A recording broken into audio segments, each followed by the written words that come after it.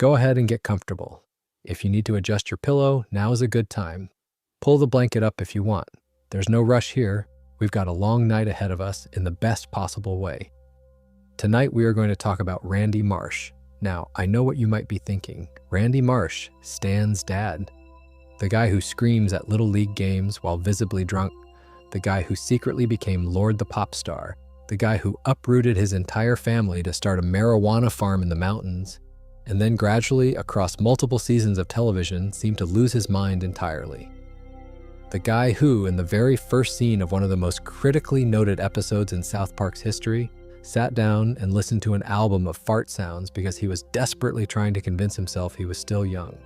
You're thinking, there's not that much there, is there? He's the bumbling dad. The joke.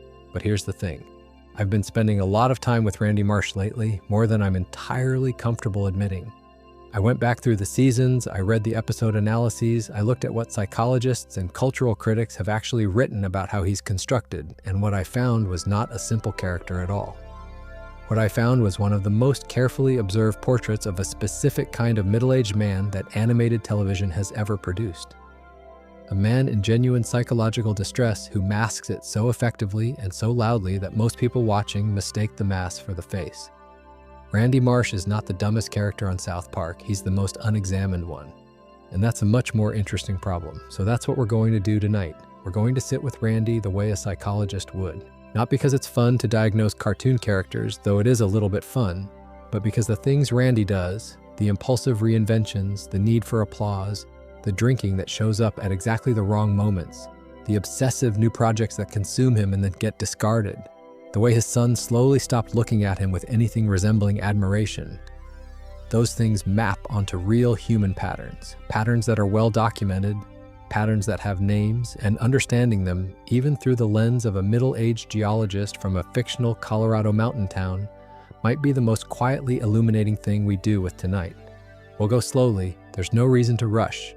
And if you happen to drift off somewhere in the middle of all this, that's completely fine. That is honestly kind of the point.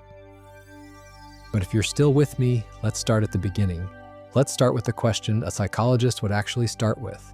What is wrong with Randy Marsh? Not what is funny about Randy Marsh, not what makes him useful as a satirical vehicle for Trey Parker and Matt Stone, which is a real and fascinating thing we'll get to later. But what, from a clinical perspective, is actually going on with this man? Because if you brought Randy into a therapist's office and sat him down, and assuming he would agree to be there, which he wouldn't, but assuming the first session would be illuminating. Not because Randy is difficult to understand, but because Randy is almost immediately legible to anyone who knows what to look for. Within the first few minutes, a trained clinician would notice several things. They would notice the way Randy takes up space. Not just physically, though Randy does tend to enter rooms as though he's been announced, but conversationally, emotionally, spatially. He needs the center, not as an occasional preference, but as a baseline requirement. A room is not quite right for Randy unless he is at least partly the reason people are paying attention to it. They would notice the speed at which his moods move. Randy doesn't experience emotions gradually, he experiences them as weather events. Something sets him off. A perceived slight, a moment of public embarrassment, an idea he finds exciting, and he goes from zero to completely consumed in what seems like seconds. And then, equally fast, he can pivot. The thing that was everything 5 minutes ago is suddenly old news because something new has arrived to be everything instead. They would notice the drinking. Not constant, not in the way that marks someone whose life has structurally collapsed around the substance. More episodic than that, more situational. Randy at a Little League game is a very different creature from Randy at 9 in the morning on a Tuesday. But Randy at a Little League game is often visibly, enthusiastically, embarrassingly drunk. And the pattern of when he drinks, not just how much but when, tells you a great deal about what function the drinking is serving.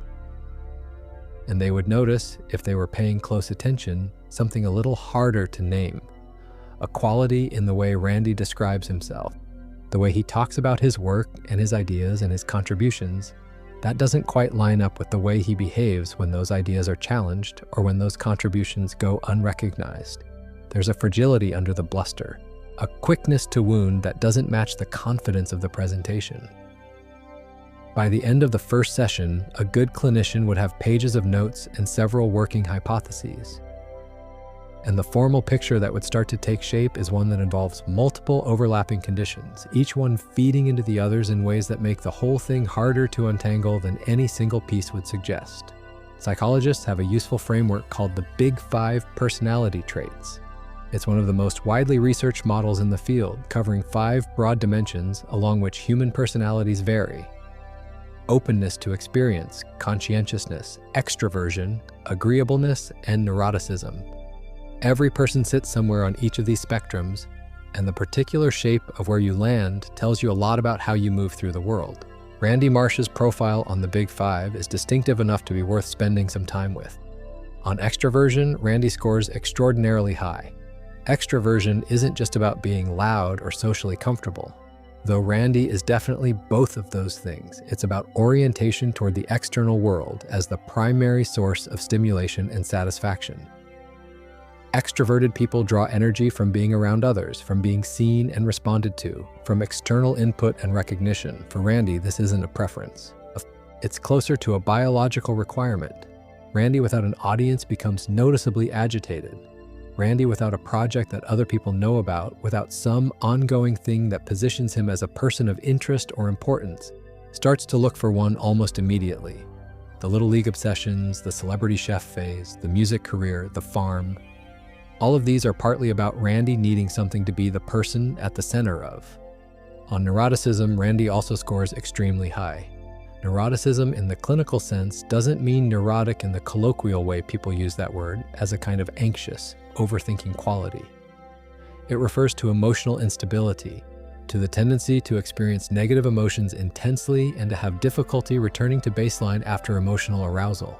People high in neuroticism react more strongly to stressors, take longer to recover from upsetting events, and are more likely to catastrophize, to interpret ambiguous situations as threatening, to assume that things going wrong will continue going wrong, to allow a setback to color everything that comes after it. Randy does all of these things. His panic over perceived social embarrassments is not proportionate to the actual stakes involved. His response to being challenged or contradicted is not measured reflection, but immediate defensive escalation. He catastrophizes, he overreacts, and then he moves on quickly, which creates the impression that he's recovered, when what has actually happened is that his attention has simply found a new target. On openness to experience, Randy is also very high, which is one of the more interesting things about him. Openness involves curiosity, a willingness to engage with new ideas and unconventional experiences, creativity, and a genuine interest in novelty. This is actually a trait that, in a healthier form, produces scientists and artists and explorers. Randy has a doctorate in geology. He has won a Nobel Prize. He has genuine intellectual capacity and genuine enthusiasm for new things. The openness is real. The problem is that openness without conscientiousness, without the follow-through, the planning, the willingness to do the unglamorous middle portion of any endeavor, produces a pattern of enthusiastic beginnings and messy abandonments, which is, of course, exactly the pattern Randy has demonstrated for 27 seasons. On conscientiousness, Randy scores very low. He doesn't think plans through. He abandons projects when they stop being exciting. He fails to consider consequences before acting on impulses. He is, by every available measure, the least disciplined person in his immediate family. A family that includes 2 children and a dog who is not, as far as we know, much of a disciplinarian either. On agreeableness, Randy is variable in a specific and telling way. He can be generous, warm, and enthusiastic when things are going his way, and when he is the person receiving positive attention. When he is challenged, when he is wrong, when someone else is getting the recognition or the success, agreeableness collapses quickly into something sharper. He becomes dismissive, hostile, contemptuous. He is not a man who handles the experience of being in second place well, even when second place is still a pretty comfortable position. Beyond the Big Five, the clinical picture would also flag several more specific patterns. The impulsivity and poor judgment that show up consistently across contexts, at sporting events, at work, in moments of personal crisis, have features consistent with impulse control difficulties that go beyond personality style. Randy doesn't just choose to act impulsively, he seems genuinely unable to apply the pause between impulse and action that most adults have developed. The thought arrives and the behavior follows almost simultaneously, with very little in between. The narcissistic traits, the need for admiration, the sense of special importance, the difficulty tolerating anything that threatens his self-image, are present and significant, though as we'll discuss later in the evening, they are not quite what they look like at first glance. The grandiosity has a fragility to it that pure narcissism doesn't typically have. There's something underneath the performance of self-importance that the performance exists to cover, and that underneath part is where the more interesting psychological material lives. And then there's the drinking. The alcohol use disorder question is complicated in Randy's case, not because the evidence for problematic drinking is ambiguous, it isn't, but because the pattern is episodic rather than constant, which sometimes leads people around Randy to treat it as less serious than it is. He is not drinking every morning, he is not visibly impaired for most of the day most days. He appears in relatively calm periods to have a reasonably controlled relationship with alcohol. But in specific conditions, in high-stimulation social situations, in moments of emotional stress or public performance, in situations where he feels the need to be more than he currently is, the drinking becomes something else. Something that serves a function, something he reaches for, not to enhance an experience, but to manage an internal state that he doesn't have other tools for managing. That distinction matters. The clinician would also notice something underneath all of these presenting symptoms. Something that isn't visible on the surface, something that the comedy of South Park actually obscures quite effectively, something that the show itself only named directly once, in a season 15 episode that changed how a lot of people thought about this character. The thing underneath everything is depression, not the dramatic, visible kind, the kind that lives inside a person who keeps themselves constantly in motion, the kind that you only see when the motion stops. But that's where we're going next. Let's not get ahead of ourselves. The important thing to establish first is that Randy Marsh is not just a comedic exaggeration of an irritating adult. He is a specific kind of person, a recognizable psychological type, one that most of us have encountered in some form in our lives. The man who needs to be the most interesting person in whatever room he's currently in. The man whose enthusiasms are genuine but also compulsive. The man who means well in a vague sort of way, but whose meaning well tends to create more disruption than comfort for the people nearest to him. The man who, when you look at him from certain angles, seems to be working very hard at something, not at his job necessarily, not at his relationships exactly, but at something. At being enough, at being seen as enough, at convincing himself and everyone around him that whatever he's currently doing is the thing that was always supposed to happen. That kind of effort is exhausting to witness and one imagines significantly more exhausting to sustain from the inside. And what we're going to try to do tonight over the next few hours is understand where that effort comes from, what it's protecting, what it costs, and what it looks like when the protection starts to fail. Because that's the thing about Randy Marsh that most casual viewing misses. The protection does eventually fail. And what comes through when it does is something much quieter and much sadder than anything the comedy prepares you for. So settle in, we're just getting started. There's an episode of South Park called You're Getting Old. It aired in 2011 during season 15. It is the 7th episode of that season, and it is the kind of episode that people who've been watching the show for a long time remember very specifically. Not because of a particular joke, not because of a celebrity parody or a satirical target, but because of what it did to the way you understood Randy Marsh, and if you were watching at the right age, perhaps to the way you understood a certain kind of person in your own life. The episode begins the way many Randy episodes begin. Stan is turning 10. There's a birthday party. Kyle gives him a CD from a band that plays a genre called tween wave, which to the viewer sounds exactly like someone performing bodily functions to a drum machine. The adults are appalled. Randy is appalled too, initially. But then Randy does something that is, if you pay attention to it, quite revealing. He decides to sit with the music a little longer. He forces himself to listen. And he announces, in the face of all available evidence, that he likes it. Sharon doesn't believe him.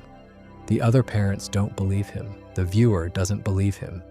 Because the music objectively sounds terrible, and Randy's face while listening to it does not suggest pleasure. It suggests determination. the determination of a man who needs very badly for something to be true. What follows from there is Randy constructing a new identity around Tween Wave. He starts performing it at a local bowling alley under the name Steamy Ray Vaughan. He wears the clothes, he studies the style, he gives it the full Randy treatment, which means total commitment, zero self-awareness, and maximum inconvenience to everyone around him. And it is funny for a while. That's the thing about Randy. He's almost always funny. The comedy is very well observed. But then Sharon catches him at the bowling alley, and the argument that follows is not particularly funny at all.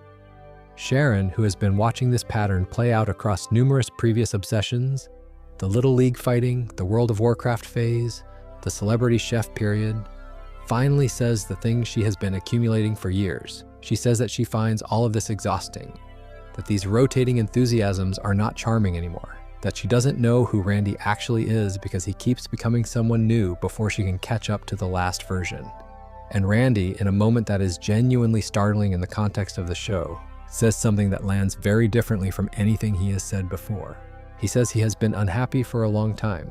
He does not say it dramatically, he does not perform it, he just says it, almost as a concession, as the admission that was always going to come out eventually if someone pushed in the right direction. He has been unhappy for a long time. And all of the things that Sharon has been cataloging, all the new identities and the rotating obsessions and the noise, that's been his way of coping with it. Sharon, in response, says she is unhappy too. And then the show does something almost without precedent in its own history. It plays Landslide, the Fleetwood Mac song, over a silent montage of the Marsh family falling apart. Sharon and the kids packing boxes, a real estate agent putting the house up for sale, Randy driving a U-Haul away and looking back in the rearview mirror, Stan alone on a new bed in a new apartment that is smaller and quieter than everything that came before. No punchline, no reset, just the quiet machinery of a life that couldn't hold together anymore, playing out to one of the most melancholy songs ever written. Stevie Nicks wrote Landslide while staying in the Colorado mountains during a period of deep personal and professional uncertainty. The lyrics are about standing at the edge of a significant change and not knowing whether to embrace it or run from it. About the fear of watching time pass, about the particular sadness of realizing that the things you built your life around may not be the things you actually needed. It is, for anyone who has ever sat with it properly, an absolutely devastating song. And the South Park writers chose it deliberately, not as irony, as accuracy. That is what You're Getting Old is doing with Randy Marsh. It is telling you without any ambiguity that the clown has always been crying, that the impulsive, embarrassing, attention-seeking behavior you have been watching for 14 seasons is not just personality, it is a symptom. It is what depression looks like in a man who cannot sit still long enough to feel it directly. Psychologists have a name for this presentation. It is called masked depression, or sometimes externalizing depression. Most people carry a mental image of what depression looks like. They think of withdrawal, heaviness, the person who stays in bed and stops returning calls and loses interest in things they used to love. And depression does sometimes look exactly like that, but it also sometimes looks like its precise opposite, like a man who cannot stop generating noise, like someone who is always on to the next project before the current one is finished, like a person whose social calendar is absolutely full and who is somehow more isolated than anyone around them. What externalizing depression does is convert internal pain into external behavior. Instead of turning inward, which would mean sitting with feelings that are genuinely difficult to sit with, the person turns outward. They generate stimulation. They pursue novelty. They create situations that require their immediate attention so that their own interior doesn't require their immediate attention. The drinking helps too when the behavior alone isn't quite enough. Randy is, by this reading, not someone who is desperately seeking fame or recognition for its own sake, though that is the surface presentation. He is someone who is desperately seeking anything that will keep him from having to feel, very directly, the thing that You're Getting Old finally names for him. He is unhappy. He has been unhappy for a long time, and he has become extraordinarily skilled over the course of his adult life at not letting that unhappiness be the most prominent thing in any given room. The diagnostic picture of Randy's depression is not hard to assemble once you're looking for it. Anhedonia, The clinical term for the inability to feel genuine pleasure from experiences that should produce it is present throughout the series, though it is carefully hidden behind Randy's performative enthusiasm. He performs enjoyment, he performs excitement. The Tween Wave episode makes this explicit. He is listening to music he clearly doesn't enjoy and telling himself and everyone around him that he does, because the alternative, acknowledging that the new thing isn't doing it either, that nothing is quite doing it anymore, is worse than the performance. The constant novelty seeking is a well-documented feature of depression in people who cannot tolerate stillness. The brain in a depressive state has difficulty generating normal levels of reward from ordinary experience, so the person compensates by pursuing higher stimulation activities, bigger projects, more dramatic situations. The bigger the external event, the more likely it is to break through the emotional numbness and produce something that feels like real feeling. This is why Randy needs things to be events. He doesn't just try a new food, he becomes a chef. He doesn't just watch sports, he gets into fights. He doesn't just listen to music, he becomes a musician. Everything has to be maximal because the moderate version no longer registers. The guilt and self-recrimination, which are classic depressive features, appear in Randy in a specific and telling form. He doesn't typically express them openly, but they leak through in the pattern of his behavior.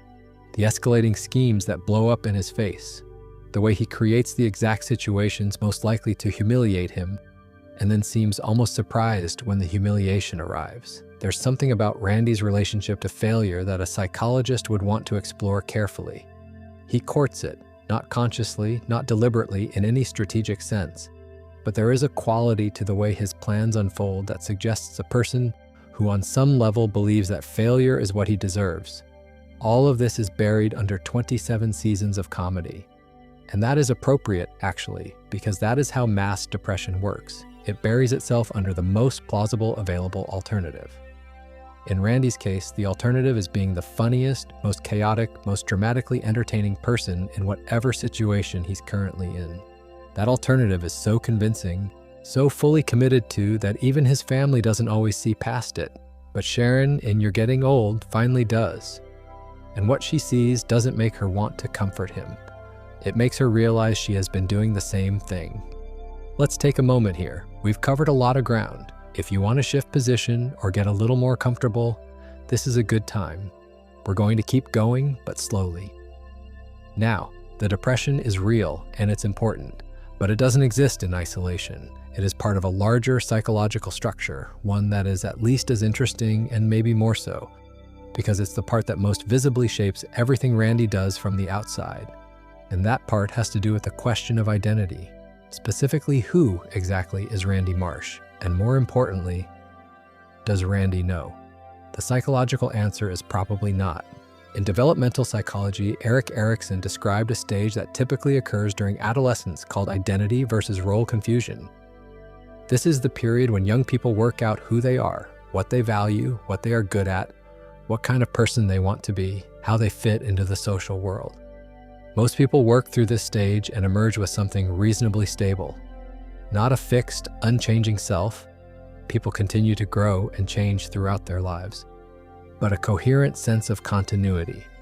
A sense that there is a me that persists across time and context, even as specific opinions or preferences or circumstances change. When this process gets interrupted or fails to resolve properly, what you get is something Erikson called identity diffusion. The person continues moving through life without a stable sense of who they are at the center of it. They are responsive to context in an exaggerated way, taking on the colors of whatever environment they are currently in. They form intense attachments to new identities and then shed them when those identities no longer serve. They can be genuinely enthusiastic about what they are currently pursuing, while retaining very little investment in what they pursued previously. The past doesn't quite cohere into a narrative that leads somewhere. Each new phase feels like starting over. Randy Marsh is a 45-year-old man with identity diffusion, and he has been since we met him. Consider the documented history of Randy's identity projects. We are not talking about minor variations in interest or hobby. We are talking about full reconstructions of who he is presenting himself as being. Each one undertaken with complete conviction and each one eventually abandoned. He is a geologist. a genuinely skilled one, holding a doctoral degree and a Nobel Prize for his work on spontaneous human combustion, which in the world of South Park is an actual scientific phenomenon. Geology is, if anything is, Randy's foundational identity. It is what he trained for, what he is objectively good at, what he returns to when everything else falls away. But then he becomes the most enthusiastic parent at Little League games. Not in a supportive way, but in an I am gonna get into extended brawls with other dads way. This phase persists long enough to become a recognizable part of his character before cycling out. Then he becomes so absorbed in World of Warcraft that he is gaming at his son's school, embarrassing Stan in front of his friends, spending enormous amounts of time in a virtual world in a way that has all the hallmarks of compulsive escapism. Then he becomes a celebrity chef, after consuming something in the cafeteria at Stan's school and deciding he has a culinary calling. He installs himself in the school kitchen and becomes obsessed with the project of feeding people food that he prepares as someone who is the person people are talking about. Then he becomes Lord. This is worth sitting with for a moment because it is the most elaborate identity project in the Randy Marsh canon. Using computer software to alter his voice, Randy secretly records music and releases it under the name Lord, and becomes, by the show's internal logic, an actual internationally successful recording artist. He sustains this fiction for an extended period. He writes music, he performs it, he manages the public perception of the persona, and when the secret eventually comes out, the response is not primarily shame, it is more complicated than that. There is something in Randy's relationship to the Lord identity that reads as genuine, like he found something in that persona that he couldn't quite access as himself. And then Integrity Farms, the most extended identity project of his life, the one that involves physically relocating his family, changing careers, restructuring his daily existence, and eventually, as we will discuss later, changing him in ways that are darker and more serious than anything that came before. What does this pattern tell us? A psychologist looking at this history would recognize something specific. This is not the normal way adults explore and develop themselves. Normal adult development involves some evolution and change, some trying of new things and discovering new aspects of oneself. But it doesn't typically involve this degree of complete replacement. It doesn't typically involve a willingness to discard entire life structures, career, home, relationships as they currently function, in pursuit of a new identity that feels more real or more right. What drives this in Randy is almost certainly connected to the depression. The identity instability and the mass depression are not separate problems. They are facets of the same underlying structure. A person who doesn't have a stable sense of who they are is also a person who cannot draw on a reliable internal sense of self-worth. The value has to come from somewhere outside, from whatever the current project is generating in terms of attention and recognition and response. And because no project ever generates that response indefinitely, because attention is always finite and recognition always fades, the project has to be replaced with a new one before the silence becomes too loud. Think about it this way. The moment between identities, the moment after the current thing has lost its charge, but before the next thing has been found, is the most vulnerable moment for Randy. It is the moment when the noise stops and the thing underneath the noise becomes audible. That is the moment he is always trying to avoid. Every new project is a way of not being in that moment. Sharon's description of Randy's pattern as a long string of short-lived passions is both accurate and slightly incomplete. They are not quite passions in the sense of deep, abiding interests. They are something more urgent than that. They are life rafts. Each one keeps him out of the water until it doesn't anymore, and then he needs another one. The saddest version of this reading, and I think the most accurate version, is that Randy actually is genuinely curious and genuinely capable. The geology is real. The talent for music, at least in the show's internal logic, appears to be real. The agricultural competence he develops at Integrity Farms is apparently real. He is not pretending to be interested in these things. He is genuinely interested in them. But his interest is always contaminated by the need for it to be noticed, by the requirement that other people know he is interested in it, that they find him interesting for it, that the interest generates some kind of external signal back to him that he is someone worth paying attention to. And that requirement that the identity always has to be performing, always has to be visible, always has to be received positively by an audience, is what makes sustainable satisfaction impossible. Because genuine absorption in anything, the kind that actually produces lasting contentment, requires being willing to be unobserved for long stretches. It requires being able to find the work itself sufficient, even when no one is watching. Randy cannot do that. Not consistently, not for long. There is a moment in You're Getting Old after Randy admits his unhappiness where he goes quiet for just a second. The comedy doesn't fill the silence immediately, and in that second, you can see it. The man underneath all the noise, someone who has been running, possibly his whole adult life, from a very specific and very ordinary fear. The fear that if he stops, if he sits still, if he stops generating reasons for people to look at him, there will turn out to be very little there. That he is less interesting than the performance has required him to be. That the real Randy, the quiet geologist who drives to work and comes home to the same life every day, is not a Randy that anyone, including Randy, particularly wants to spend time with. Sound familiar? It should, because this is not just Randy Marsh's problem. This is one of the more common and more quietly devastating problems that human beings carry around. The gap between who we believe we need to be and who we actually are when nobody is asking anything of us. The performance that started as protection and became a cage. Randy built his cage out of baseball fights and celebrity impersonation and cannabis farming. But the cage is still a cage. And what lives inside it, as the show eventually shows us, is a man sitting in a U-Haul looking in the rear-view mirror at a house he's been asked to leave. Landslide on the radio. Whatever comes next, entirely unclear. That image, that quiet, undefended image, that is the real Randy Marsh. And we are going to spend the rest of tonight trying to understand how he got there. Now I want to talk about the drinking. Not because it's the most dramatic part of Randy's psychological profile or even the most unusual, but because it is the most consistent, and consistency is what makes something a pattern rather than an incident. You can explain away an incident. Patterns require a different kind of explanation. They require you to ask what function the pattern is serving, because persistent behavior always serves a function, even when it looks like pure self-destruction from the outside. Randy Marsh's relationship with alcohol is, in clinical terms, a binge pattern use disorder. This is worth distinguishing carefully from what most people imagine when they hear the word alcoholic. The classic image of alcoholism is someone whose life has structurally collapsed around daily drinking, who can't function without it, who is drinking from the moment they wake up, whose physical and professional deterioration is visible and continuous. Randy is not that person, at least not consistently. He holds a job, or he holds something that functions as a job, across most of the series. He interacts coherently with the world in relatively calm periods. He is, by ordinary observation, not obviously impaired for most hours of most days. But in specific conditions, something changes. Randy, at a Little League game early in the season when his son's team is still playing, is not the Randy who drives to work and has professional conversations about geology.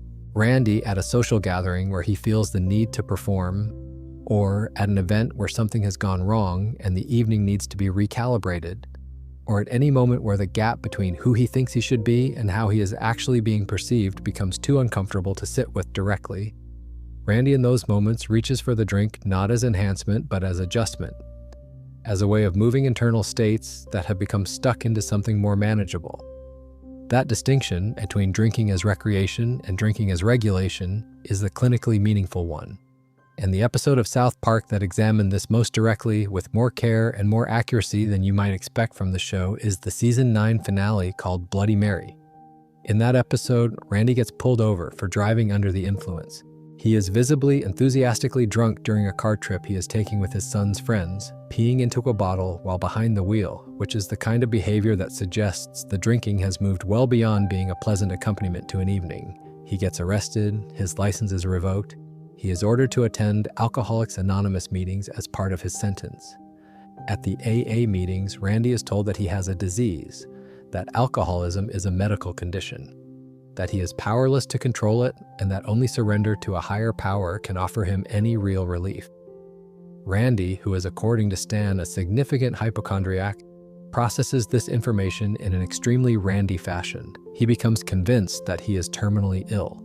He acquires a wheelchair despite having no physical impairment that would require one. He shaves his head. He increases his drinking substantially on the grounds that if he has a disease he is powerless against. There is no point in exercising restraint. He wallows. He performs suffering for anyone available to observe it. Stan, who has been functioning as the responsible adult in this household for some time now, watches his father spiral and tries to talk some sense into him. Randy insists that he cannot be helped by human means. He needs a miracle. And at around this point in the episode, a statue of the Virgin Mary in a nearby town begins to bleed, which several people interpret as miraculous, and Randy decides this is the cure he has been looking for. The statue eventually does its thing. Randy is splashed with the sacred blood, and he declares himself cured. He abstains from alcohol for 5 days. And then he learns that the church has investigated and concluded the bleeding was not miraculous. And with the theological grounds for his sobriety removed, Randy immediately declares himself powerless again and goes to find a drink. Stan catches up with him outside and says something that is tucked inside all the absurdist comedy, genuinely insightful about how self-determination works. He points out that if a higher power didn't cure Randy, then Randy must have been the one who stopped drinking for those 5 days. That Randy did that himself, which means he has the capacity for it, which means the disease model was never quite right in the first place, or at least wasn't the most useful frame for Randy specifically. And then Stan says something that the show doesn't usually say this directly. If you devote your whole life to completely avoiding something you like, then that thing still controls your life and you've never learned any discipline at all. The answer isn't abstinence, the answer is learning to actually manage the relationship. To drink moderately as an adult, rather than either binge drinking or pathologically avoiding it. A psychologist watching this episode would find several things worth noting. The first is how quickly Randy adopted the disease identity and how thoroughly it permitted him to stop taking any responsibility for his behavior. This is not an unusual response to certain framings of addiction. The disease model of alcoholism, which has been influential in treatment contexts for decades and which is central to the 12-step philosophy, has genuine utility for many people. But it can also for people with certain personality structures, specifically people who are already prone to externalizing responsibility, who already have a tendency to locate the source of their problems in forces outside themselves, provide a very convenient framework for removing themselves from any causal relationship to their own choices. If it is a disease, then it is happening to me. If it is happening to me, I am not doing it. If I am not doing it, I cannot be asked to stop it. Randy takes to this framework immediately and enthusiastically, which tells you something about how his psychology manages the experience of accountability in general. The second thing worth noting is the binge pattern itself. Randy's drinking tends to cluster around specific types of social situations. High visibility situations, situations where he is performing some version of himself for an audience. Situations where something has gone wrong and the discomfort of that wrongness needs to be chemically buffered. This is the self-medication hypothesis, which in this context means the alcohol is not the problem exactly, but the symptom of another problem. The problem is the gap between how Randy experiences himself internally and how he needs to be experienced by others. The drinking narrows that gap temporarily. It makes the performance feel more natural. It makes the criticism less sharp. It makes the silence at the end of the evening slightly less audible. Over time, of course, the drinking creates its own problems. It produces the behavior that generates the consequences, that generate the shame, that generates more need for regulation. The DUI is not Randy's only drinking adjacent consequence in the series. He fires himself from a job with a drunken tirade at his boss. He gets into fights that he initiates from a position of impaired judgment. He models a relationship with alcohol for his children that, as we'll discuss later, appears in at least one of them as inherited coping behavior. But Randy does not, in the aftermath of these consequences, substantially change his relationship with alcohol. He adjusts temporarily, he makes declarations, he abstains for a period. And then something stressful happens, or something exciting happens, or something happens that requires the performance to feel a little more natural than it currently does, and the adjustment ends. This is the cycle. And the cycle persists because the underlying thing it's managing, the depression, the identity instability, the desperate need for external validation, never gets addressed directly. The alcohol is a solution in the narrow sense that it produces temporary relief from the problem it's managing. It is a bad solution in the broader sense that it creates additional problems and prevents the development of better ones. But bad solutions that provide real temporary relief are extremely persistent, because on the level of moment-to-moment experience, they work. The drink does what the drink is supposed to do, right now, tonight. The long-term costs are real but distant, and Randy has never been a person who gives appropriate weight to distant considerations. What gets me about all of this when I look at the full arc of Randy's drinking in the series is how the show handles it with such precise and consistent observation over more than 2 decades without ever quite making it the central subject of an episode again after Bloody Mary. It stays in the background. Randy is frequently shown drinking in ways that are more than the situation warrants. He is drinking at Little League games, he is drinking at school events, he is drinking in his car, as we have established. He fires himself from a job with a drunken outburst. He is periodically shown the morning after in ways that suggest the night before went significantly further than anyone is discussing. But nobody in the Marsh family makes it the main issue. It stays in the ambient space of things that are true about Randy that everyone has quietly decided to not quite name, which is, of course, exactly how it works in actual families where alcohol is playing this kind of role. It doesn't announce itself, it just shapes everything slightly, sits in the corner of every room, adjusts the temperature of every interaction without ever quite being the thing anyone points at directly. Now, underneath the alcohol, running alongside the depression and the identity instability, there is another layer of Randy's psychology that requires its own examination, because it is the layer that most visibly organizes how Randy moves through social space, how he treats people, and, most importantly, how he experiences the moments when he is not being given the response he has decided he deserves. That layer is the narcissistic structure.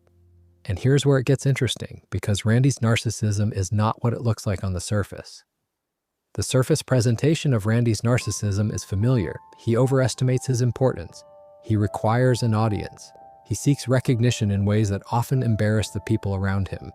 He has, at various points in the series, essentially assumed that his projects and enthusiasms constitute a shared reality that everyone else is obligated to participate in, including his family, including his community, including strangers who have no particular reason to be interested in what Randy is doing. He talks about himself in ways that suggest a belief that his experiences and opinions are inherently more significant than those of other people in the room. This much is visible, this much is easy to identify. But here is what a psychologist would notice that a casual observer might miss. The narcissism is fragile. And fragile narcissism is a very different clinical picture from the stable, self-satisfied variety.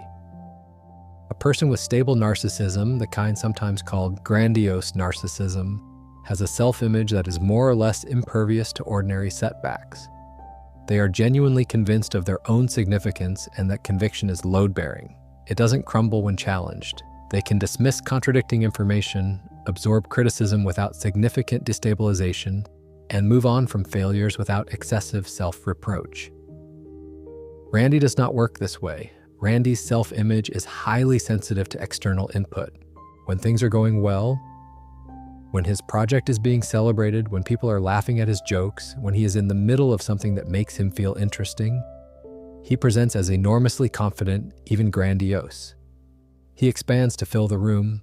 He is the Randy who assumes everyone wants to hear what he thinks. But when the response changes, when the recognition disappears, when someone challenges him publicly, when he fails in a visible way, something different happens. The confidence doesn't just diminish, it collapses.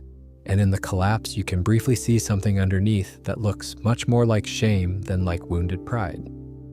The reaction is disproportionate to the trigger in a way that tells you the trigger is touching something much older and much larger than the immediate situation. The Wheel of Fortune moment in the show, where Randy misreads the puzzle in a way that produces a racist word, is publicly humiliated, and then responds to the humiliation by making the entire situation about himself and eventually pursuing a legal campaign to make certain words illegal so that what happened to him could never happen to anyone else, is a perfect specimen of this dynamic. The initial mistake is embarrassing but finite. A person with stable self-esteem would be humiliated, apologize, and eventually move on. Randy cannot do that, because the humiliation has done something to his internal experience that a proportionate response cannot repair. The damage is not to his reputation exactly, it is to the self-concept. And when the self-concept takes a hit, the response has to be as large as the damage feels, which means it has to be enormous because the self-concept in Randy's case is operating on much thinner margins than it appears. This is what fragile narcissism, or what psychologists sometimes call vulnerable narcissism, looks like in practice. The grandiosity is present and real, but it is not self-sustaining. It requires constant external input to maintain. It is not built on a solid foundation of secure self-worth. It is built on a foundation of accumulated external validations that need to keep coming in order for the structure to hold. The moment the validations stop arriving, or worse, the moment they are actively replaced by criticism or humiliation, the structure becomes unstable in ways that the grandiose presentation gave no warning of. Think about it this way. Randy needs to be found interesting because he does not quite find himself interesting enough. He needs to be recognized because internal recognition is not something his psychological structure has learned to generate reliably. He needs the project, whatever the current project is, to be received well because the project is doing some of the work of holding him together. It is providing the external verification that there is a Randy worth being. This is different from simply having an ego. Everyone has an ego. This is something more specific. This is a person whose sense of self has become so dependent on environmental response that ordinary fluctuations in how the environment responds register as serious threats rather than ordinary variations in social experience. And the corollary to this, or the thing that follows logically from needing external validation so urgently, is a particular kind of resentment toward anyone who seems to need it less, or toward anyone whose success in getting it in any given moment means there is less available for Randy, which is what explains Randy's behavior toward Jerry Marsh, the father-in-law, the ordinary man from accounting, who becomes, season by season, the target of what can only be called sustained contempt from Randy. It cannot be adequately explained by Jerry being annoying because Jerry is not especially annoying. It cannot be explained by genuine competition because Randy and Jerry are not competing for anything objective. What it can be explained by is Randy's narcissistic structure finding someone who can safely serve as the representative of everything Randy is afraid of being. The unremarkable man, the man who does not insist on being interesting, the man who found something workable and settled into it without making it an event. That is the threat Jerry represents, not competition, evidence. Evidence that a life can be lived at a scale that Randy has decided is below him. And because that evidence threatens Randy's entire framework for justifying the noise he makes, it has to be aggressively invalidated at every available opportunity. This is, when you sit with it, one of the more quietly dark things about Randy's character, not the dramatic cruelty, the low-grade, persistent contempt directed at someone who has done nothing except be comfortable with being ordinary, which is the thing Randy most fears about himself, which is the thing that performance has always been designed to prevent anyone, including Randy, from having to look at directly. Whether that's true or not, and it is my honest view that it is. What Randy's treatment of Jerry tells us is something important about the psychological cost of building your sense of self on the outside rather than the inside. When your self-worth is entirely dependent on being exceptional, then anyone who seems fine without being exceptional is a standing threat. And that threat has to be managed, one dismissal at a time, indefinitely. That is exhausting. For everyone involved. Take a moment, settle in, there's more to come. We're going to talk about Randy and his son. There is one more dimension of Randy's psychology that deserves its own space before we move into the relationship material. It is the question of how Randy manages to function, to maintain forward momentum, to hold a job intermittently, to sustain relationships through crisis after crisis, to get back up after each collapse and begin constructing the next project. Despite carrying what we have established is a significant and unaddressed psychological burden, because this is genuinely interesting. A person with Randy's level of underlying distress, absent any meaningful intervention, ought to be more obviously impaired than Randy typically presents. And yet Randy keeps going. He is disruptive and chaotic and sometimes genuinely harmful, but he is also, in his way, surprisingly resilient. He always shows up for the next scene. The answer lies in what psychologists call defense mechanisms. These are the automatic, largely unconscious strategies the mind uses to manage internal experiences that are too threatening or too painful to be processed directly. They are not failures of character, they are survival tools. Everyone uses them. The question, clinically, is which ones, how rigidly, and at what cost. Randy's primary defense mechanism is something called rationalization, and he employs it with a fluency that is almost virtuosic. Rationalization is the process of constructing a plausible-sounding justification for a behavior or decision that was actually driven by something else. By impulse, by need, by avoidance of something uncomfortable. The rationalization is not deliberate dishonesty. The person genuinely believes the justification they are constructing. That is what makes it a defense mechanism rather than a lie. The rationalization arrives quickly enough and sounds good enough that the person deploying it doesn't notice the gap between what they are saying and what actually motivated the behavior. Randy rationalizes constantly. Every scheme he launches is accompanied by an elaborate explanation of why this is actually the right thing to do, the responsible thing, the thing that makes sense given the circumstances. Moving the family to a cannabis farm is rationalized as pursuing an honest, authentic life away from the noise and compromise of modern South Park. The fight at the Little League game is rationalized as defending his son's honor or maintaining appropriate parental engagement or responding appropriately to a provocation. The drinking is rationalized as a social lubricant, as deserved relaxation, as the normal behavior of a normal person in situations that call for it. The rationalizations are often coherent enough to be partially convincing, which is part of what makes them effective. They are not transparently absurd. They have just enough connection to something real. There is a real desire for authenticity that underlies the farm. There is real frustration that underlies the fight. There is real social function in some of the drinking, that they cannot be dismissed entirely. The defense works by mixing the real and the constructed in proportions that obscure the constructed part. The second major defense mechanism in Randy's repertoire is something closer to what the clinical literature calls grandiosity as defense. When the internal experience becomes too threatening, when failure is too visible, when humiliation is too fresh, when the gap between who Randy needs to be and who he is proving to be becomes too wide, Randy inflates. He becomes bigger. He makes more noise. He asserts his importance more forcefully. The grandiosity is a defensive response to a threat to the self-concept, and it scales roughly proportionate to the threat. Small threats produce ordinary Randy confidence. Large threats produce Randy at his most bombastic, his most absurd, his most committed to the position that he is right and significant, and the situation is not as bad as it looks. This particular defense is highly visible in the immediate aftermath of public failures. The Wheel of Fortune moment is the clearest example because the behavior is so obviously disproportionate to what actually happened. But it repeats throughout the series wherever Randy has been publicly embarrassed or publicly challenged. The escalation that follows humiliation is not random or simply impulsive, it is defensive. The grandiosity is being deployed to cover something that, without it, would be intolerable to experience directly. The third defense, and perhaps the one with the most practical consequences in Randy's life, is avoidance, not the passive avoidance of someone who simply neglects uncomfortable situations. The active, creative, highly energized avoidance of someone who constructs entire alternative realities to inhabit rather than face the one that requires difficult things. Randy's identity projects in this reading are avoidance in its most elaborate and extended form.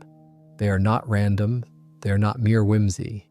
They are destinations that Randy has found his way to specifically because the destination is somewhere other than where he would have to look at himself honestly. The farm is the most complete example of this. The farm is, psychologically, a place where Randy doesn't have to be the person who was unhappy in his marriage, who embarrassed his family repeatedly, who never quite sustained any of the previous projects long enough to know what they might have become. At the farm, he is someone new. The history doesn't apply. The past doesn't have jurisdiction. He can be, from scratch, a man of integrity and honest labor and simple values. And nobody at the farm is required to remember the other Randy because the other Randy didn't exist in this context. Avoidance of this scale and this creativity requires significant psychological resources. It requires the capacity to sustain a narrative that is partly invented, to recruit others into that narrative, to manage the constant low-level pressure of the reality that the narrative is designed to exclude. It is tiring work even when you're not aware of doing it, and the tiredness over time creates its own consequences. It is one of the reasons Randy, in the Tegrity seasons, becomes progressively more impaired.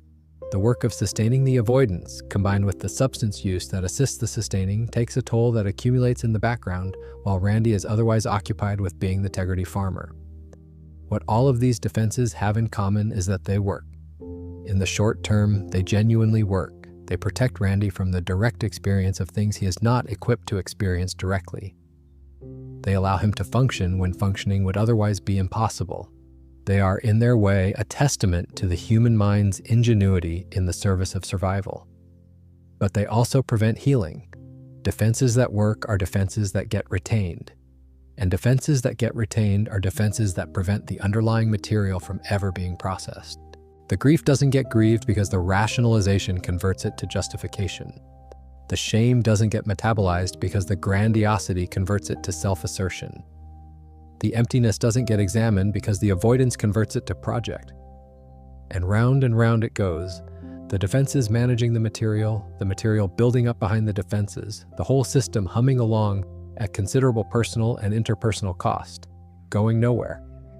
A psychologist working with Randy would have to do the very delicate and very patient work of loosening the defenses gradually, slowly enough that the material behind them becomes manageable rather than overwhelming, without the defenses fully collapsing and producing the kind of acute destabilization that Randy's history suggests he would find intolerable. It is the kind of work that requires years and trust and a therapeutic relationship that can sustain both. It is not impossible. It is not. But it requires the one thing that Randy's defensive system is most powerfully designed to prevent him from experiencing. The sustained sense that it is safe to stop performing, that the room he's in will not collapse if he puts down the noise for a while. Whether Randy can find that room is the question. It is not clear that South Park is going to give him one, at least not a simple one, because simple rooms are not what South Park does. But the question itself, whether a person can find safety enough to stop performing and start healing, is worth sitting with. It is the question underneath most of what we have talked about tonight. It is the question that Randy Marsh, for all his particular and specific absurdity, shares with a great many people who are moving through the world carrying things they have not been able to put down. Take a breath. That was the harder material. What comes next is the relational dimension. The specific ways that Randy's psychology has shaped the people closest to him. In the particular and irreversible ways that people who love us shape us, whether they mean to or not. There is a specific kind of relationship that a psychologist pays close attention to when evaluating an adult male with Randy's presentation. Not the marriage, not the friendships, not the professional associations. They pay attention to the relationship with the child. Because the relationship a narcissistically structured, identity-unstable parent forms with their child is often the clearest available indicator of whether the person has any real capacity for genuine other-directedness, whether they can, even intermittently, put someone else's needs above their own performed needs. In Randy's case, the child is Stan. And the Randy-Stan relationship is one of the most carefully constructed things in all of South Park. It evolves over 27 seasons in ways that are genuinely earned, genuinely observed, and genuinely painful if you allow yourself to track them properly. It begins with Stan as a child with a bumbling, embarrassing dad, and it arrives eventually at something considerably darker, a son who has largely stopped expecting his father to show up as a parent and has reorganized his emotional life around that expectation. Let's start with the early dynamic, because it's important to understand what it looked like before the damage accumulated. In the earlier seasons, Randy is embarrassing, but not absent in any meaningful sense. He shows up, he attends things, he gets into fights at Little League games, but he is there at Little League games. He makes terrible decisions, but he is physically present for the consequences of those decisions. He is the bumbling dad, a recognizable figure in a long tradition of bumbling TV fathers, and the show plays that role with affection. Stan rolls his eyes. Stan says, "I think something might be wrong with Dad." Stan expresses the standard issue mortification of a child whose parent is too much in every social situation. But there is an underlying warmth to it in those early seasons. The embarrassment is the embarrassment of someone who still, fundamentally, has a father. A psychologist would identify Randy's early parenting style as something between authoritarian and permissive, landing in the chaotic zone that occupies the space between them. Randy doesn't consistently enforce rules.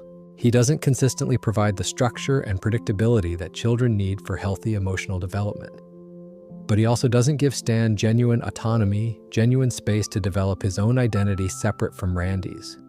He oscillates. He is sometimes too involved and sometimes entirely elsewhere. And neither extreme is the predictable, boundaried, warm presence that developmental research identifies as optimal for children. The vicarious living through Stan is perhaps the most clinically interesting early feature of their dynamic. Randy doesn't just attend Stan's activities, he inhabits them. The Little League games become Randy's Little League games. The school events become Randy's school events. When Stan has something, Randy needs to be so close to it that he is essentially replacing Stan as the central figure in it. The World of Warcraft phase is a particularly clear example. Randy doesn't just take an interest in his son's hobby, he surpasses his son at the hobby, becomes the story of the hobby, makes the hobby about Randy.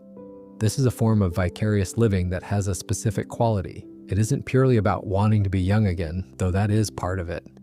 It is about needing to be in the room where something important is happening, because Randy's self-concept requires proximity to importance, and the most reliably available importance in his life, especially in the seasons before the Tegrity arc, is his children's lives. Stan's team is winning. Randy needs to be attached to that. Stan's school is generating interesting events. Randy needs to be involved. The problem with this kind of involvement from the child's perspective is that it isn't actually about the child. It looks like engagement. It presents as enthusiasm. But it redirects the attention and the energy of whatever situation it enters back toward Randy, which means Stan ends up in the background of his own life with some regularity. He becomes the excuse for Randy to be present at something rather than the person the presence is for. This is the architecture of the embarrassing parent. Not malicious, not intentionally harmful, but structured at a very fundamental level around the parent's needs rather than the child's. Now, as the seasons progress, something changes in this dynamic. The change is gradual, and the comedy of the show obscures it in the same way it obscures Randy's depression, by keeping things loud enough that you don't quite notice the quieter shifts until they have accumulated into something you can't ignore. The shift is this: Stan stops being embarrassed and starts being disappointed. Those are very different emotional states, and the distance between them represents an enormous amount of maturation and loss. Embarrassment is the feeling of someone who still believes that things could be different, who is measuring the reality against a standard they trust. Disappointment is the feeling of someone who has stopped measuring, who has revised the standard down to meet what they now know is actually available. At some point in the middle seasons of South Park, Stan Marsh quietly revised his expectations of his father. We don't get a scene where this happens. We just notice over time that the way Stan looks at Randy has changed. He is not rolling his eyes anymore in the way that implies affection. He is doing something more like enduring, something more like managing, figuring out what level of Randy he has to tolerate in order for the day to proceed reasonably. And underneath that, barely visible, is something that a child in Stan's position develops as a matter of survival. An adult competence that arrived years too early and was not invited.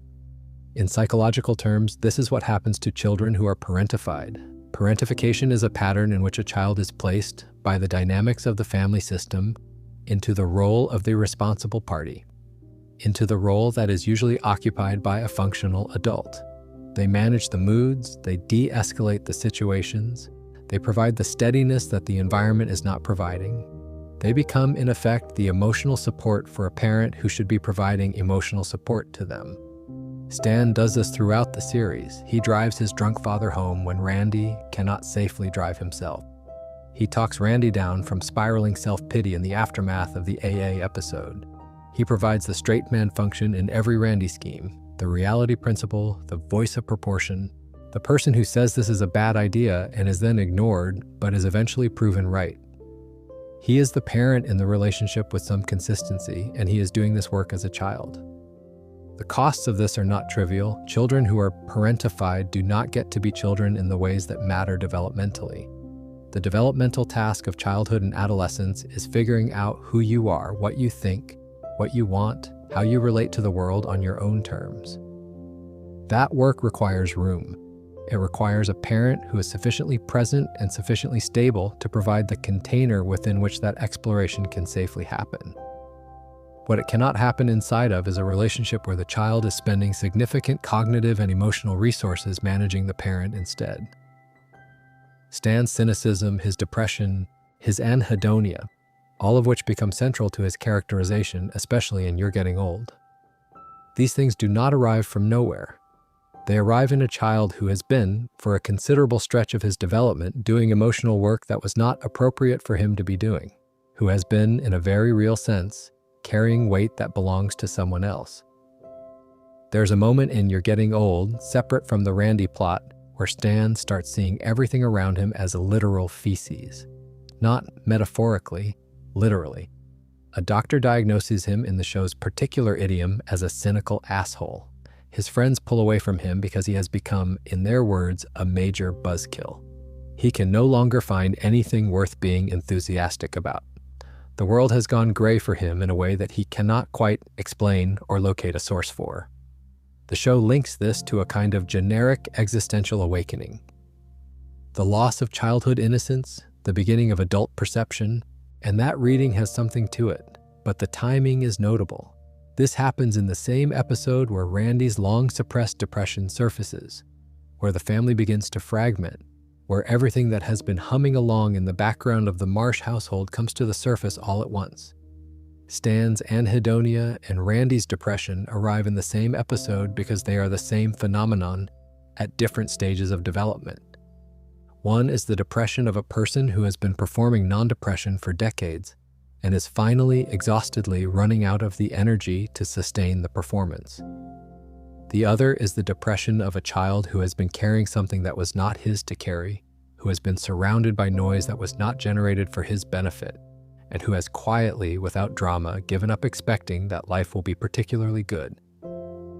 This is what intergenerational transmission of psychological difficulty looks like when it isn't dramatic. It isn't shouting or violence or obvious harm. It is a father who is so busy being the center of his own experience that his son learns, gradually and without any specific moment of learning it, that the center of experience is not a place he gets to occupy.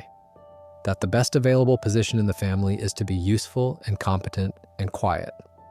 That taking up space, the kind of space Randy takes up constantly, is not available to Stan. The broken pedestal dimension of the Randy-Stan relationship, the phrase that TV tropes uses to describe what Stan becomes as a viewer of his father, unfolds in the later seasons with a kind of inevitability that is quietly devastating to watch. It is not that Randy does one thing that destroys Stan's admiration, it is that he does nothing that rebuilds it. Admiration requires being shown, over time, something worth admiring. Stan has been watching Randy for 27 seasons, and what he has seen is a man who is occasionally brilliant and usually chaotic and almost never quite available in the way that actually matters. By the time the Tegrity arc starts and the family moves to a cannabis farm in the mountains that nobody except Randy wanted, something in the Stan-Randy relationship has become very quiet. Not hostile exactly, not openly resentful, just quiet. Stan has stopped expecting things from Randy that Randy is not capable of providing. He has stopped waiting for the version of his father that probably never existed in the first place, or existed only in brief moments that couldn't be sustained. That is, in its way, more heartbreaking than anger would be. Anger implies you still believe in the person's capacity to do better. The quiet says something different. The quiet says you have made your peace with the limitation and are managing it now the way you manage any condition that isn't going to change. Efficiently, without drama, from a safe distance. Which brings us to Sharon. And the marriage. I want to speak about Sharon Marsh carefully because she is a character who doesn't always get the same analytical attention that Randy does. And that is partly because she is in a reactive role for much of the series. She is responding to Randy, she is managing Randy, she is deciding repeatedly and always temporarily what to do about Randy. And because that is her primary function in the story, it is easy to mistake her for a flat character, the exasperated wife, the eye roller, the reality principle to Randy's chaos.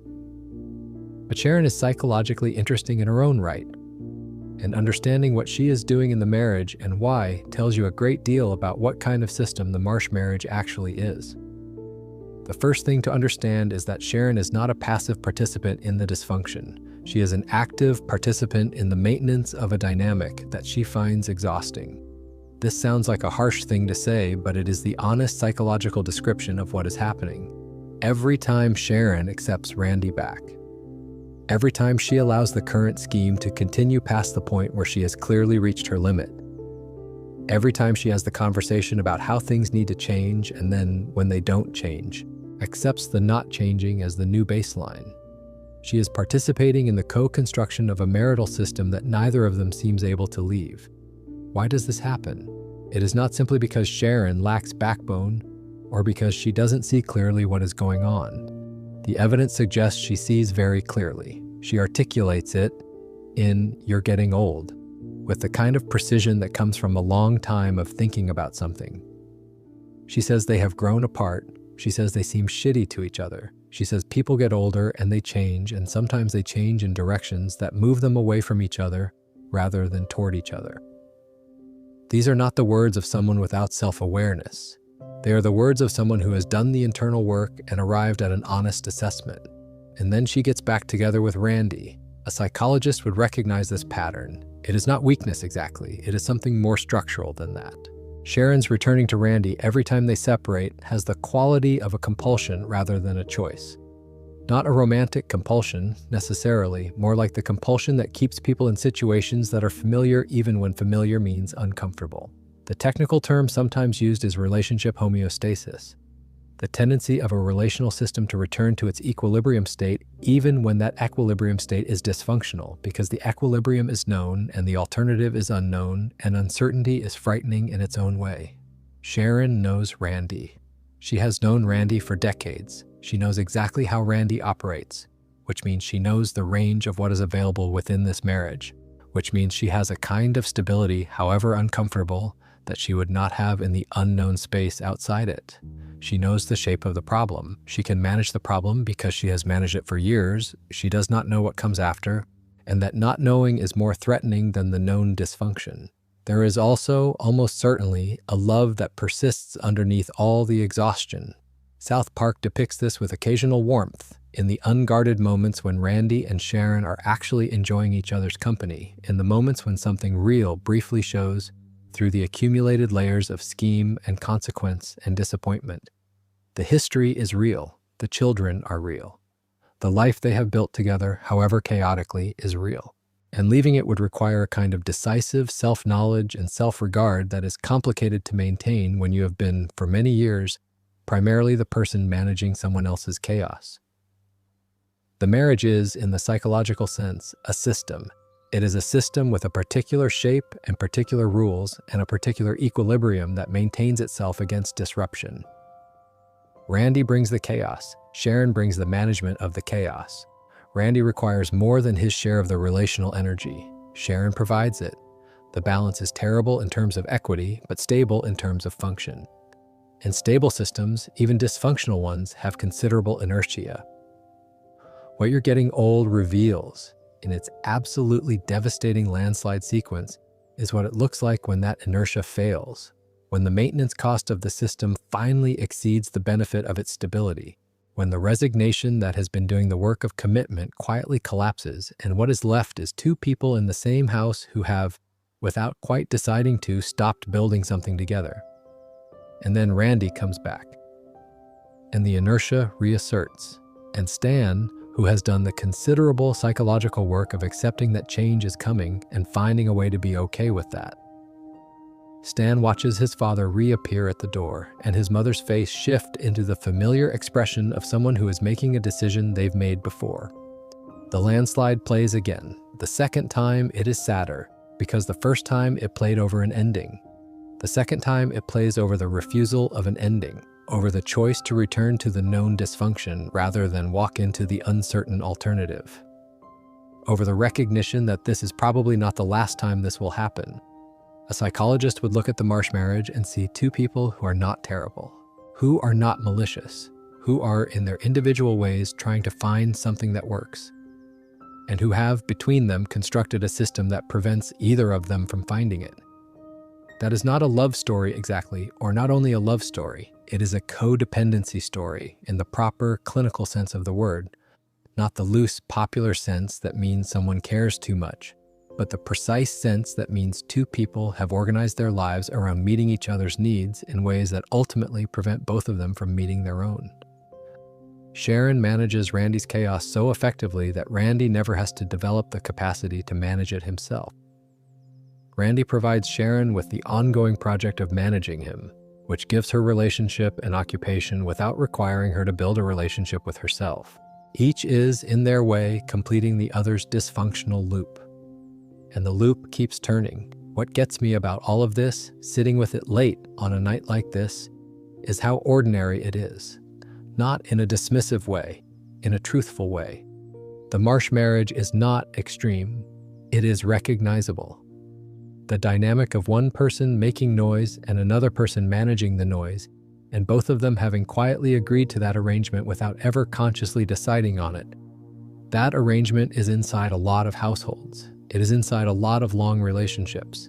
It persists not because people are foolish, but because change is hard and familiarity is powerful. And love, even exhausted love, creates real bonds that are not easy to walk away from. That's enough on the marriage for now. Let's take a small breath. There's still quite a bit of ground to cover, and we're going to move into territory that is honestly a little darker. But the darker territory is also where the most interesting psychological material lives. So let's keep going, gently, slowly, at whatever pace works for you tonight. Here's where the story of Randy Marsh gets genuinely complicated. Not just sad, not just funny, not just a portrait of midlife frustration and identity searching. Here's where it gets complicated in the way that requires a different vocabulary. Because what happens to Randy Marsh during the Integrity Farms arc is not merely a continuation of what came before. It is an escalation into territory that the earlier Randy would not have been capable of occupying. Something changes. Something shifts in a direction that is, if you have been following the character carefully, both completely predictable and genuinely disturbing. Let me set the context first because it matters. Season 22 of South Park, which aired in 2018, introduced the Integrity Farms storyline. Randy, after being called into school over Shelley's vaping and growing increasingly fed up with what he sees as the moral decay of South Park society, decides, with essentially no consultation with anyone else in his family, that the solution is to move the family out of South Park and into the mountains, where they will start a hemp farming business. The name he gives the business is Integrity Farms, the word integrity being Randy's pronunciation of integrity, and the irony of that naming convention will become apparent shortly. In the initial episodes, Integrity Farms is played as another Randy scheme, a particularly inconvenient one, given that it involves relocating the entire family, pulling the children out of their school and their social world, and placing everyone in an environment that none of them wanted. Sharon's reaction to this is the reaction of a woman who has absorbed one scheme too many. The children's reactions are the reactions of people who have been here before and have learned that arguing doesn't accomplish much. But something is different this time. Randy doesn't abandon it. This is the thing that distinguishes Integrity Farms from every previous Randy identity project. It sticks. For multiple seasons, Randy stays committed to the farm, to the brand, to the persona of himself as a man of the land, a cultivator, someone who has left behind the noise of modern life in favor of something authentic and honest. He uses the word integrity, his invented portmanteau, to describe a moral quality he believes the farm represents and that he believes the outside world lacks. He positions himself as someone who has integrity because he has built something real, with his hands in the soil. A psychologist would find this framing interesting, because the framing of integrity, the insistence on integrity, on authenticity, on moral quality, is doing psychological work that goes beyond simple self-promotion. It is constructing an identity that is specifically morally elevated, not just interesting, not just successful, but good. better than. And the people who don't share Randy's values, who don't buy Randy's product, who are not participants in the Integrity Project, they become, by implication, the people who lack what Randy has. The people without the moral quality, the people in the outside world who are compromised in ways that Randy no longer is. This is narcissistic self-aggrandizement taking a specifically moralistic form. And this particular form is, according to psychological research on narcissism, one of the more troubling variants because it provides the person with a moral framework that justifies almost anything done in service of the self-image. If your sense of yourself as a good person is contingent on a specific project succeeding, then threats to that project become threats to your goodness, which must be defended by any available means. Watch what happens in season 23. When Randy begins to perceive his cannabis business as under threat, people in South Park begin growing their own cannabis. This is not a complicated situation. People exercising their right to cultivate something for personal use, something that Randy himself cultivated for personal use before the farm gave it a commercial dimension. By any reasonable analysis, this is not a threat to Randy. His product is available for people who want to purchase it. The people growing their own are simply people who prefer not to. Randy's response to this is not reasonable. Randy's response is to characterize the home growers as thieves, as people who are stealing his idea, stealing his market, undermining something he built. He becomes genuinely agitated by the existence of backyard cannabis plants in a way that goes well beyond normal competitive concern. He makes speeches about integrity that are incoherent but passionate, and then he begins blowing up the home grows. Literally, he uses explosives to destroy backyard cannabis gardens. People are hurt. People die in the process. A psychologist would note the escalation pattern here because it is clinically significant.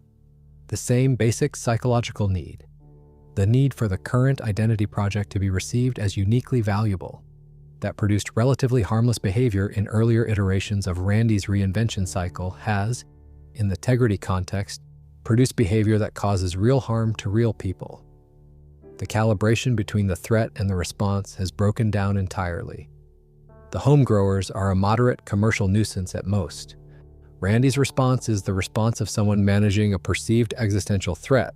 What has changed? The farm has been elevated in Randy's internal architecture to a level of importance that previous projects did not reach. Not because it is objectively more important, but because Randy has attached his sense of moral worth to it in a way he has not attached to previous projects. The chef phase was about being interesting. The music phase was about being talented. The farm is about being good, and when your sense of being good is at stake, the behavior available to protect it is not limited by ordinary ethical constraints in the way that behavior in service of less fundamental goals might be. This is what psychologists call moral disengagement, the gradual suppression of the internal mechanisms that normally prevent us from harming others, justified through elaborate self-serving reasoning. Randy does not experience himself as doing something wrong. He experiences himself as defending something that is right. The violence is framed internally as appropriate to the stakes, and because the stakes feel existential, because the farm is carrying the full weight of Randy's moral self-concept, almost anything that protects it can feel proportionate. The arc continues and darkens further. Randy uses his son to carry marketing messages for the farm at a school concert, instrumentalizing Stan's public appearance for commercial purposes without considering what Stan might want. He neglects his family's needs in favor of the farm's needs. He begins using his own product heavily, which modifies his behavior in ways that accelerate the already visible deterioration. He becomes, progressively, a person who is difficult to recognize as the bumbling but basically well-intentioned dad of the earlier seasons. The most extreme examples of Integrity-era Randy's behavior in the show's more speculative future sequences involve harm to his family that is direct and irreversible in ways the show handles darkly. Shelley, locked in the barn, the consequences of Randy's indifference accumulating into catastrophe. An older Randy who refuses accountability, who places blame elsewhere, who constructs a narrative in which his choices were justified by factors outside his control.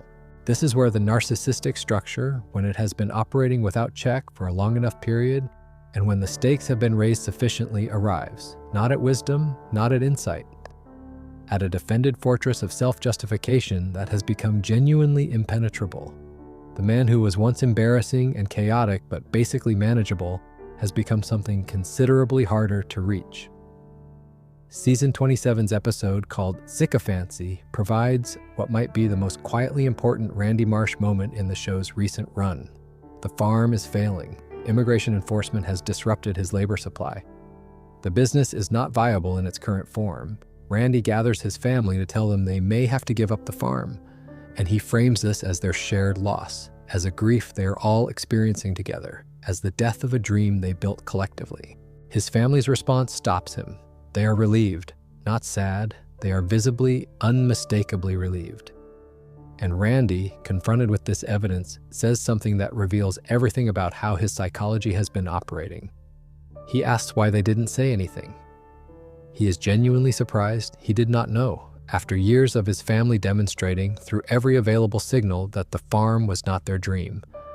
Through their reluctance, their disengagement, their barely concealed desire to return to the life he displaced, Randy genuinely did not know. He was not performing obliviousness. He was actually oblivious.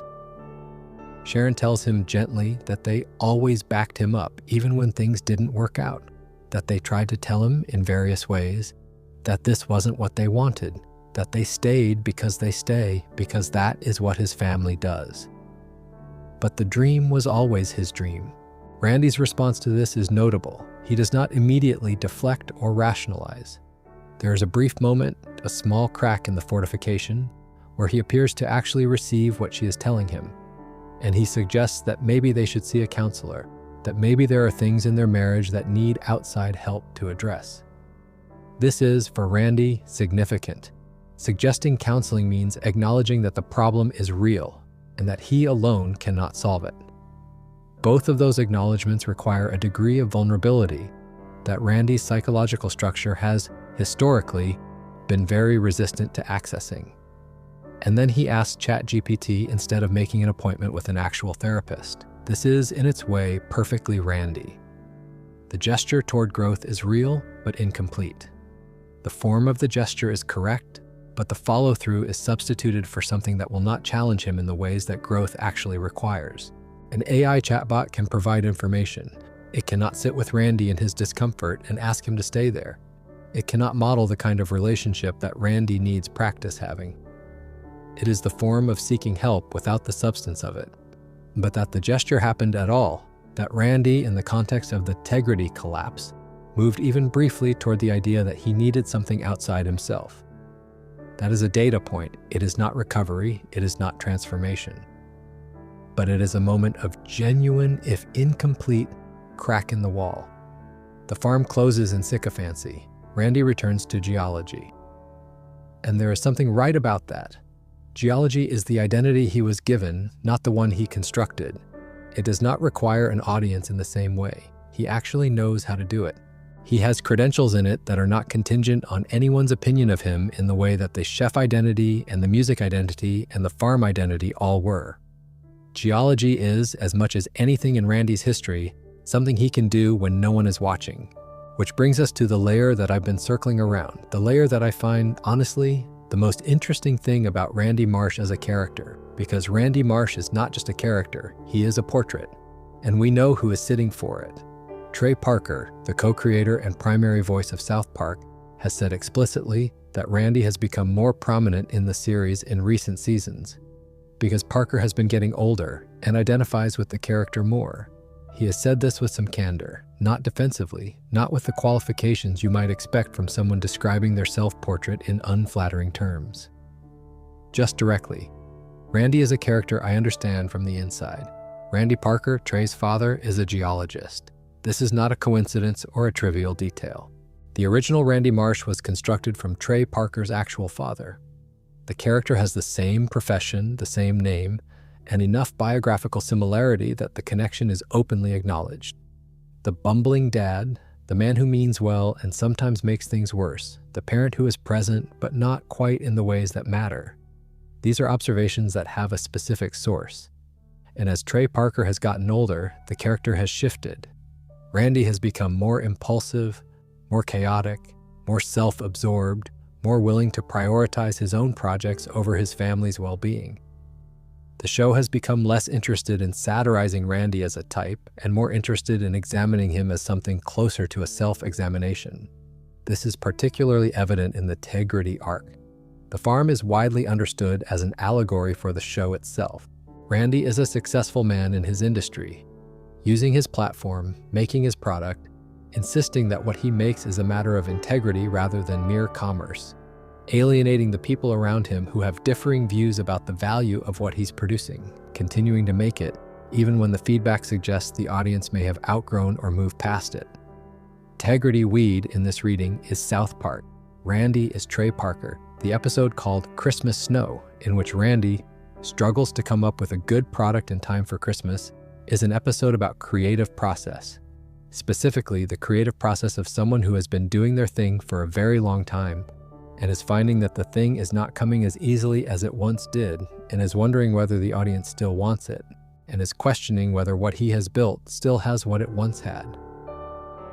What gets me about all of this is how it deepens the entire Randy project. It is not just satire, it is not just character comedy, it is a man, visible through the animation and the jokes and the exaggeration, genuinely interrogating his own patterns. Using a cartoon character who carries his father's name to think through things that are real and difficult and not easy to think through directly. The impulsivity, the attention-seeking, the rotating obsessions, the way the work of making things becomes entangled with the need for the things to be received as valuable. These are not invented for Randy Marsh. They are recognized in Randy Marsh. And that recognition, that willingness to say this, is at least partly what I see when I look at myself. There is something honest in that, something that earns the character his complexity. Randy Marsh is not just a comedic creation being examined from outside. He is a confession being examined from inside. And confessions, even when they come wrapped in fart jokes and celebrity parody and improbable rural cannabis farming, carry a different weight than pure invention. The show may be, among many other things, Trey Parker asking himself some questions that are not easy to ask. About what it costs to always need to be doing something big. About what happens to the people around you when your project consumes everything. About what your son's face looks like when he has stopped expecting you to be what you said you were. About whether there is a version of yourself that can be enough just as it is, without requiring an audience to certify it. Randy asks these questions too. He asks them badly, usually. He asks them through the medium of terrible decisions and chaotic behavior and schemes that blow up with more consequence than the previous schemes did. But he is asking them, and the asking matters, even when the answer doesn't come. I don't know about you, but I find that particular kind of person, the one who is genuinely grappling with something real, using the available tools even when those tools are inadequate, making a mess in the process, hurting people they didn't mean to hurt, considerably more interesting than the person who has their problems sorted. Randy Marsh is a mess. He has always been a mess. But he is a mess with a real interior, and that is rarer and more valuable than it looks. Let's keep moving. There's one more thing I want to cover before we start winding down for the night. Something about the thread that runs from Randy to his son, not just in the obvious ways we've already discussed, but in the ways that get transmitted without anyone deciding to transmit them. The most devastating things parents pass to their children are almost never the things they are aware of passing. They are not the obvious lessons, the ones delivered deliberately at the kitchen table, the ones that come with intention and investment and a clear pedagogical purpose. Those lessons are often forgotten or absorbed selectively or quietly replaced by the child's own conclusions as they develop. The things that actually get transmitted, the things that land in the child's psychological architecture and stay there for decades, are the ones nobody decided to teach. The ones that were just in the air of the household, the ordinary, ambient facts of how the adults in the house move through the world. Randy Marsh, to his credit, has not tried to teach Stan to be like him. He has not sat Stan down and explained the virtues of impulsive behavior or the utility of narcissistic self-promotion or the particular comfort of a drink at the moment when everything is getting too difficult to manage without one. None of it has been intentional. None of it has been decided. It has simply been there, in the air of the household, for every year of Stan's life. The intergenerational thread between Randy and Stan is one of the subtler and more significant things in the entire run of the show. It is not dramatized, it does not have a spotlight on it. It is visible only to someone who is paying attention to both characters simultaneously and across enough of the series to see what the accumulation adds up to. Let's start with the most direct of the transmissions. In the episode You're Getting Old, we have already established Stan develops a profound anhedonia. He begins experiencing the world as uniformly gray and unappealing. Things that used to feel exciting and worthwhile now feel like nothing. His friendships begin to feel hollow. His enthusiasm for things he used to care about evaporates. His perception of the world literally changes. In the show's visual logic, he begins to see things as feces, as waste, as something already spent and exhausted. The show frames this partly as a universal adolescent experience, the loss of childhood's capacity for uncomplicated wonder, and that framing has genuine truth to it. But it also has a specific context. This is happening in the same episode where Randy's long-suppressed depression surfaces, where the family begins to fragment, where the ambient unhappiness of the Marsh household, which has been generating its particular frequency for years, finally becomes too loud to ignore. And in the next episode, the follow-up called Asperger's, Stan responds to his anhedonia by discovering that alcohol makes it more bearable, that a few drinks blur the gray enough to approximate the old colors. He becomes briefly a child alcoholic, self-medicating a depressive condition with the tool that is most available and most culturally visible in his household, his father's tool. This is intergenerational transmission in its clearest and most precise form. Not a value passed down deliberately, not a skill taught consciously, a coping mechanism learned by proximity. Randy used alcohol to manage internal states that were too uncomfortable to manage otherwise.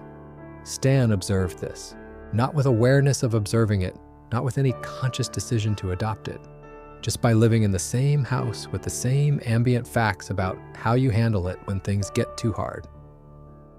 There is a question that a psychologist would ask in a situation like this, and it is not a comfortable question, but it is an important one. At what point does a parent's behavior toward their own internal states constitute a kind of modeling that shapes a child's development in ways that require attention and care?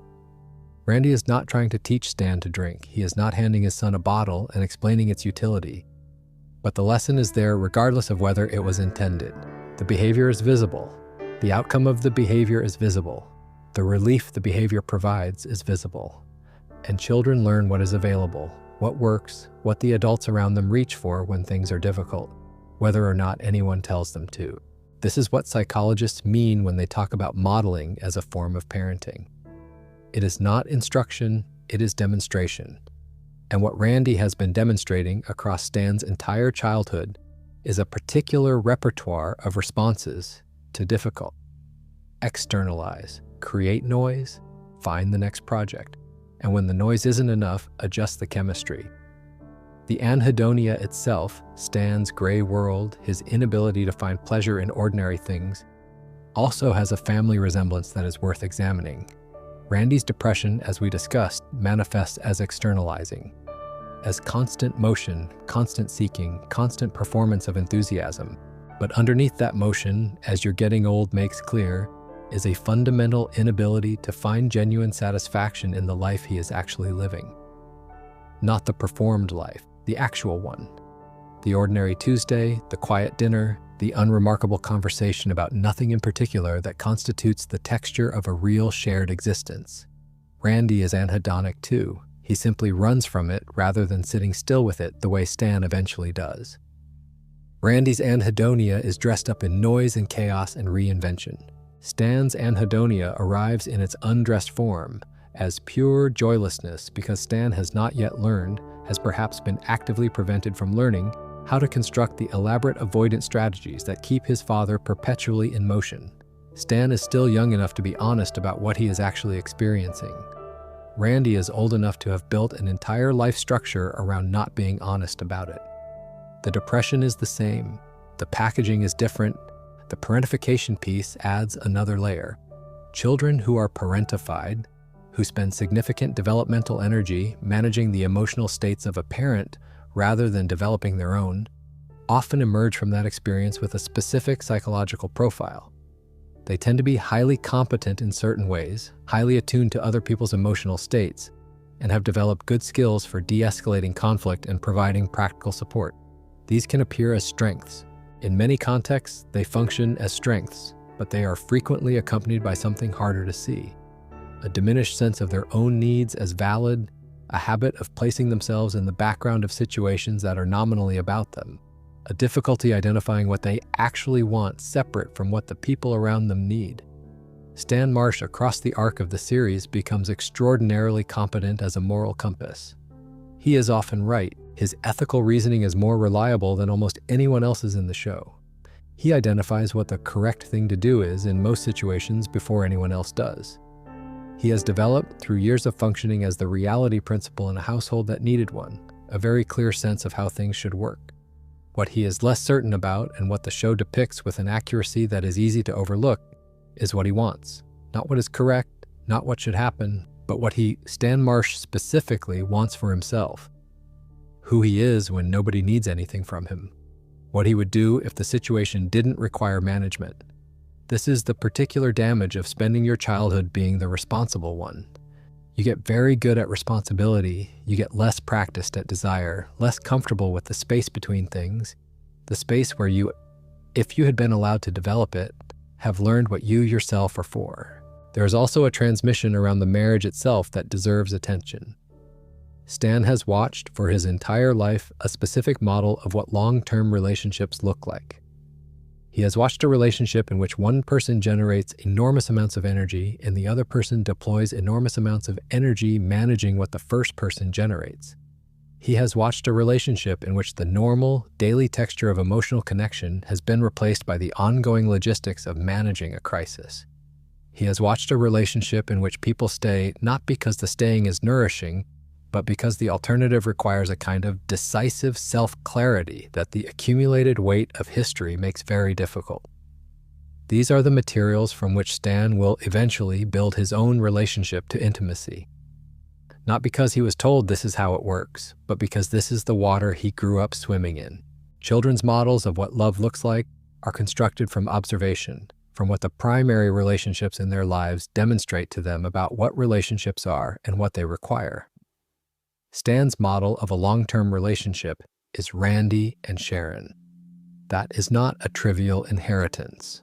What psychologists observe in families with this kind of dynamic, where one parent is psychologically dominant, consuming most of the relational oxygen, and the other parent is primarily in a management or stabilization role, is that the children tend to develop one of a small number of characteristic orientations toward relationships in general.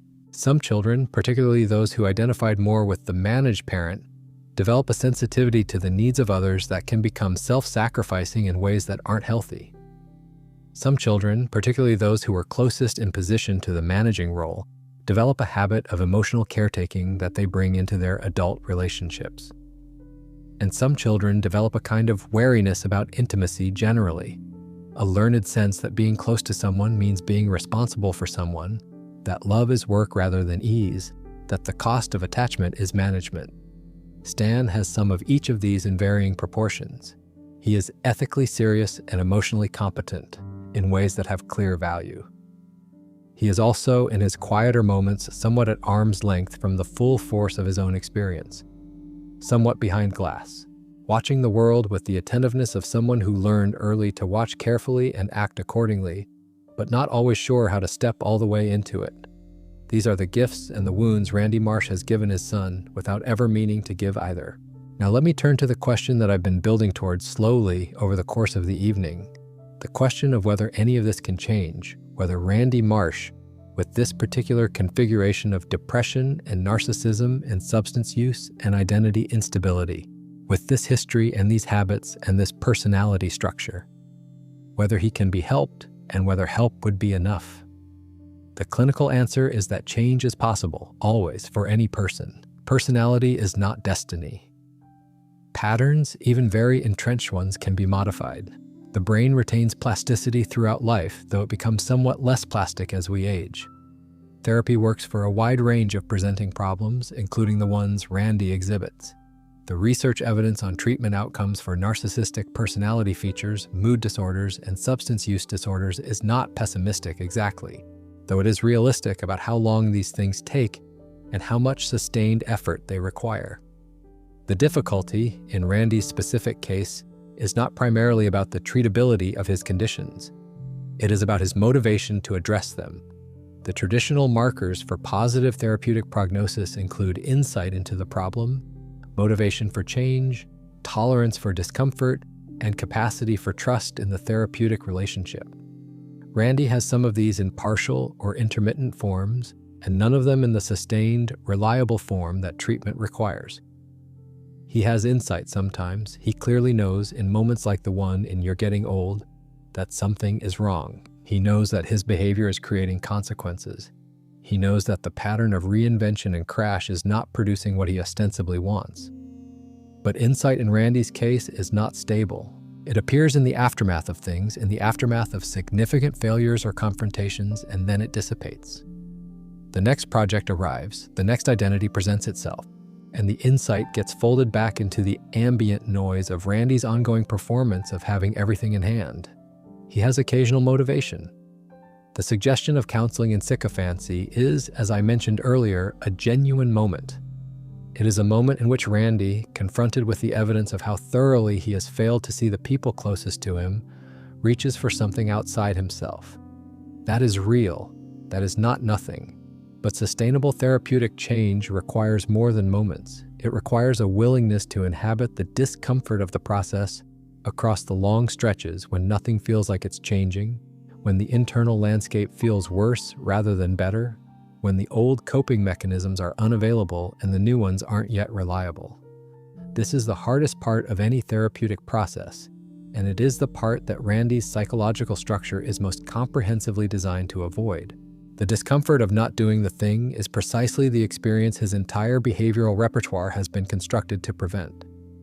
The substance use is an additional complicating factor, not because people with alcohol use disorder cannot engage in meaningful therapeutic work. They absolutely can.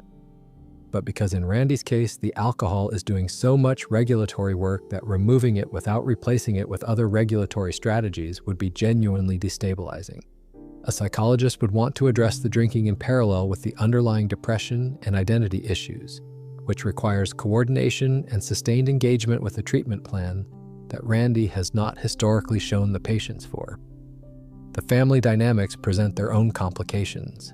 Sharon's management of Randy, as we discussed, functions to buffer him from some of the consequences that might otherwise create the kind of crisis that motivates change. Stan's competent absorption of the overflow does something similar.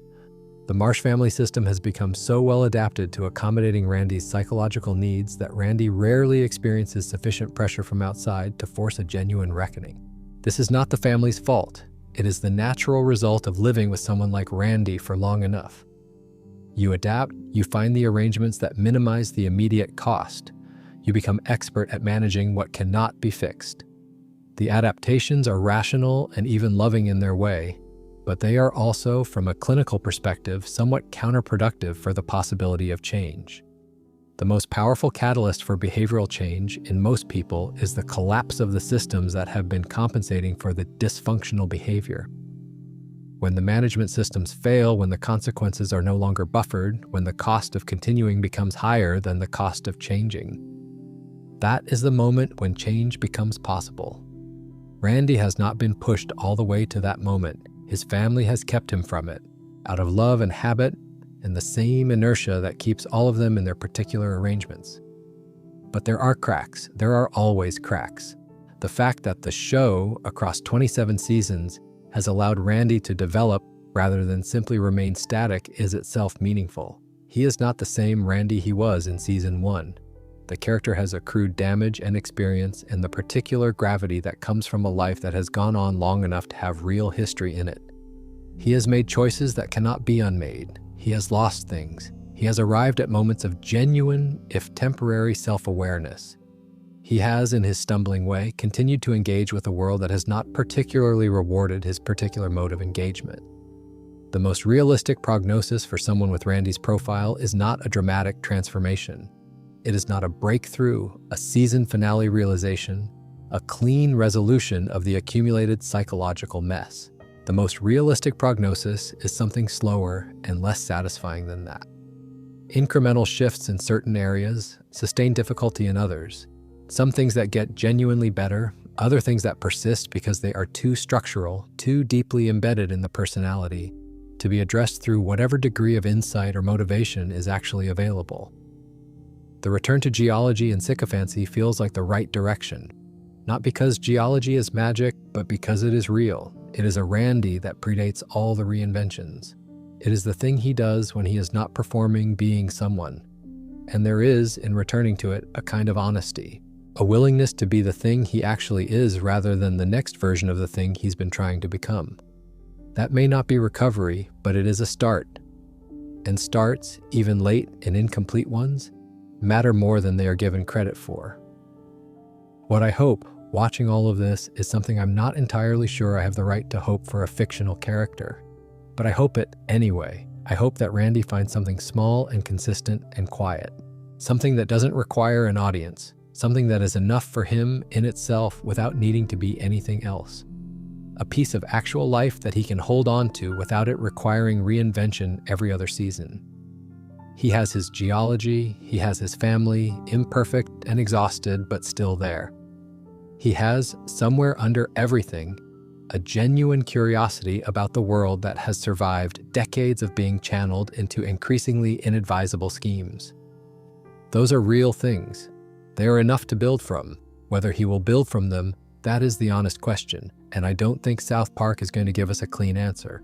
South Park doesn't really do clean answers. It does the ongoing complicated mess of things, which is closer to how life actually works anyway. All right, I think we have covered a lot of ground tonight.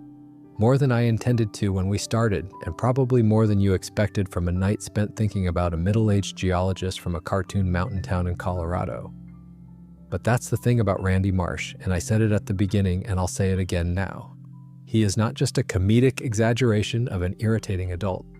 He is a specific kind of person, a recognizable kind of person, and the recognition is the point. The depression that wears a costume of constant noise. The identity that requires an audience to exist. The drinking that buffers the gap between the inner experience and the presented self. The marriage that persists through inertia when it has exhausted love. The child who becomes competent and quiet and gray in a household that needed someone competent and quiet. The project that starts as escape and becomes obsession and eventually becomes something that justifies harm done in its service. The moment, late and incomplete, when the person looks up from the project and realizes the people they were doing it for are relieved it's over.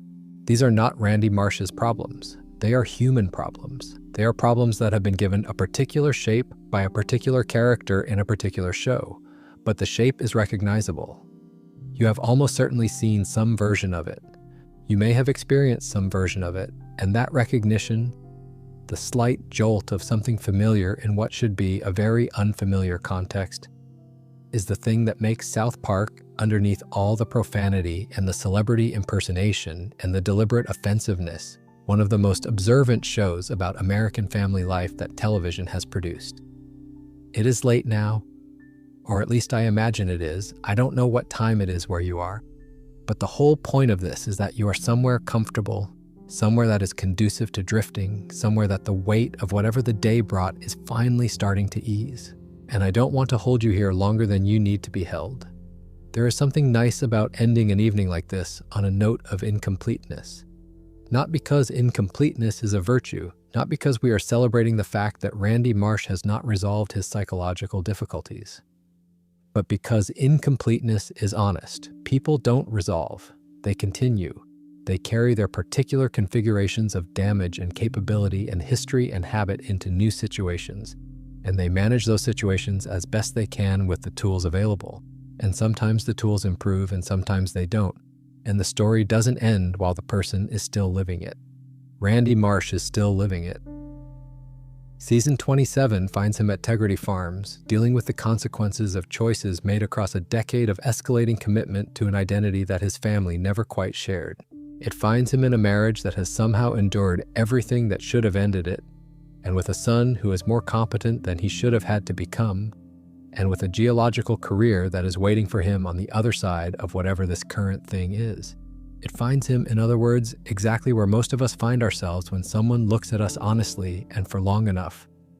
in the middle of something, not at the beginning where everything is still possible, not at the end where things can be evaluated, in the middle where the consequences of old decisions are still arriving and new ones are still being made, and the full shape of the thing you're living won't be visible for years. That's Randy Marsh, in the middle. Still figuring it out, still reaching for the next thing, though perhaps just barely, perhaps with slightly less certainty than before. Still carrying the depression and the fragile self-image and the love of his family that he can't quite express in ways that are good for them. Still geological at his core in the most fundamental sense. The things that form over long periods of pressure are the hardest and most durable, and the Randy underneath all the performances has been forming for a very long time. I hope that version of him gets more airtime. I think he deserves it. Not because he has earned it through good behavior or personal growth or the kind of reckoning that would make for a satisfying narrative arc, but because the person underneath the noise, the one who looks back in the rear view mirror at the house he's leaving, the one who stands at the bowling alley in a silly costume and says he has been unhappy for a long time. That person is real, and real people deserve to be seen. You deserve to be seen too. Wherever you are tonight, breathe for a second. Let everything settle. The thoughts about Randy, the thoughts about whatever the day brought, the thoughts about whatever tomorrow is going to require. Let them settle into the background for a while. There is nothing that needs to be figured out right now, nothing that can't wait until morning. You are in a quiet place and you are comfortable, and there is nothing immediately required of you. Just this, just the settling. Randy Marsh will still be there tomorrow. South Park will still be there. The Marsh family will still be navigating their particular configurations of love and dysfunction and ongoing mess. And you will be there too, rested with whatever this conversation left you, ready to move through another day. Good night. Thank you for spending the evening here with me. Sleep well. And if you dream about a mountain town in Colorado where nothing quite makes sense and everyone is somehow still there in the morning, well, that sounds about right. See you next time. I want to come back to something before we fully close out the evening, something that I think is worth naming plainly, because we have spent a lot of time now examining Randy Marsh through a lens that is necessarily critical, and I don't want to leave without also acknowledging the thing about him that the show at its best also acknowledges, the thing that makes him something other than a cautionary tale. Randy Marsh loves his family, not cleanly, not well most of the time, not in ways that are good for them on a consistent basis, not in ways that adequately account for what they need, or who they are, or what they are experiencing. His love is tangled up with his need, contaminated by his insecurity, limited by his inability to direct genuine attention outward for sustained periods. It is love that does harm through its expression as often as it does good. It is love that requires the love people to manage the lover rather than the other way around. But it is also real. It is there in the moments when Randy drops the performance briefly and is simply present. It is there in the way he consistently, in spite of everything, comes back. Back to Sharon, back to the family table, back to the life that his schemes keep disrupting. He does not walk away. He does not disappear in the way that some fathers with his profile do, locating a cleaner exit and taking it. He stays. He is maddening and disruptive, and often the cause of the problem he is also trying to solve, but he stays. There is something in that. It is not enough in itself. Staying is not the same as being present in the ways that matter. Physical continuity is not a substitute for emotional availability or for the kind of reliable, consistent presence that children and spouses need from the people they love. But it is something. It is the indication that somewhere inside the noise and the chaos and the ego project, there is a commitment. Imperfect and poorly expressed and sometimes actively harmful in its expression, but a commitment nonetheless. The reason South Park has kept Randy Marsh around for 27 seasons is partly comedic. He is funny. He is reliably funny. He generates plots from a place of genuine energy and genuine commitment to whatever the current absurdity is. But that alone doesn't account for why he has become the center of the show in recent seasons, why the writers keep returning to him, why the storylines have gotten more serious and more uncomfortable even as they've retained their comedic shape. It doesn't account for why You're Getting Old is still discussed years later as one of the most emotionally significant episodes the show has produced. The reason Randy keeps being worth examining is that he is a portrait that refuses to be resolved. He does not arrive at wisdom. He does not complete a clean arc that delivers the lesson and allows the audience to feel settled. He keeps going. He keeps making similar mistakes in slightly different configurations. He keeps reaching for the next thing and discovering that the next thing has the same problems the last thing had, because the problems are not in the thing, they are in Randy. And Randy is the one constant across all of the iterations. That unresolved quality is what makes him feel real. Real people are not resolved. Real people carry their particular configurations of damage and capacity into every new situation. And the situations change, but the person remains consistent at some fundamental level, recognizable themselves in both the good and the difficult ways. Randy Marsh, across 27 seasons, has remained himself, has remained the person who loves his family in inadequate ways and knows it, and is not quite sure how to do it differently and keeps trying anyway, in his own chaotic and often counterproductive fashion. That is worth something. That particular kind of trying, however messy, however incomplete, it is worth something. I believe that. And I think the show believes it too, which is why it has never resolved Randy cleanly and probably never will. All right, that is truly enough for tonight. More than enough, probably. You have been very patient with all of this if you are still here. And if you're not still here, if you drifted off somewhere around the defense mechanisms or the intergenerational material, that is completely fine. You can come back to it. It will be here.